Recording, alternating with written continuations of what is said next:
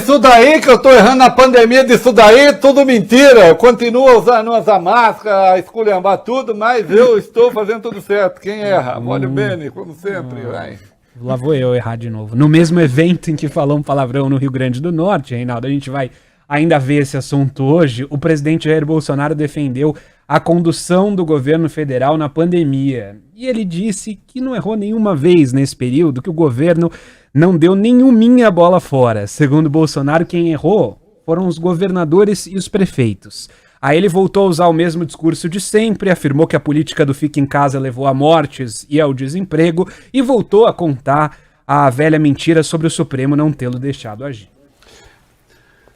Mentira asquerosa, né? O Supremo não me mentira. Aliás, ainda bem que o Supremo não deixou o senhor agir sozinho.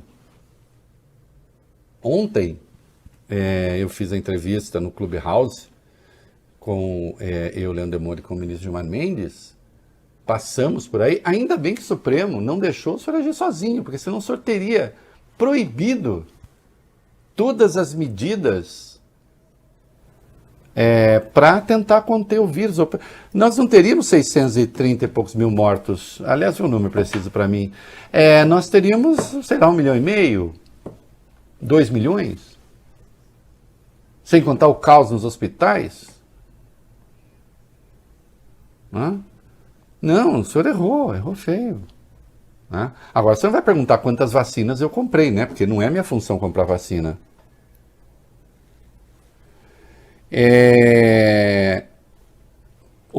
Tem um palavrão do Bolsonaro, né? Manda para mim o palavrão, que eu não sei exatamente qual é a má palavra, para a gente decidir se eu tenho um presidente. Não vou. Presidente, daqui a pouco o senhor vai entrar falando, eu vou cortar, vou botar um pi na sua palavra. A gente tem um presidente impróprio para o rádio brasileiro. Hein? Até para maiores. Imagina para menores. Mas isso fica para daqui a pouco. São 633 mortos. 633. Né? 1000 mortos. Quanto, vai, Beni? Quanto é que eu tenho ainda, que eu acabei falando demais aqui, como sempre, mas sempre coisas importantes. 1 minuto e meio. 1 minuto e meio. Então vamos lá, o que nós temos aí sobre a Covid no Brasil? Fazendo síntese. Bolsonaro falou que não errou, né, Reinaldo? O Brasil voltou a registrar mais de 1.000 mortes pela Covid em 24 horas, foram 1.189 óbitos ontem, pior número desde agosto de 2021, média móvel de mortes está em 823, a maior em quase 6 meses. Enquanto isso, UTIs continuam ficando lotadas. Segundo a Fiocruz, em pelo menos 8 estados e no Distrito Federal, taxa de ocupação dos leitos de UTI superou os 80%. Já falamos aqui que, infelizmente, a menor agressividade do vírus, mais o maior poder de contágio, faz com que a base de contaminados seja muito alargada e, portanto, os problemas nas UTIs existem no mesmo modo. O Ministério Público Federal e este abominável Conselho Federal de Medicina. O Ministério Público Federal pediu a suspensão daquele parecer do Conselho Federal de Medicina que liberou a prescrição de remédios do chamado kit Covid. Esse texto de abril de 2020 diz que os médicos têm autonomia para indicar cloroquina e hidroxicloroquina a pacientes com a doença.